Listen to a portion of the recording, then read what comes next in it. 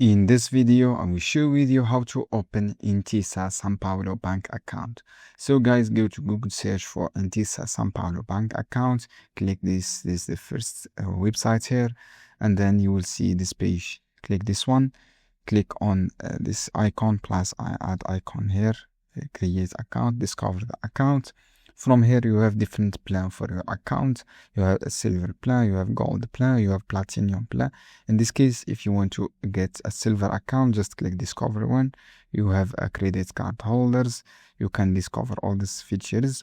You have zero fee debit card, secure deposit, lowest, and then just click open the account on the app.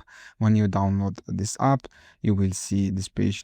Enter your PIN code in the recovery PIN, and then enter your recovery codes, such your unique codes here.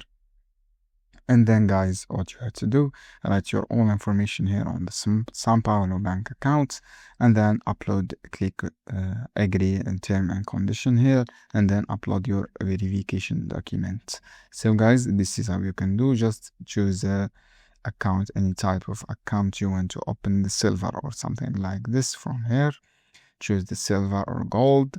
When you choose this one, complete the steps by enter your PIN and recovery code, and then upload your ID. Thanks for watching this video, guys.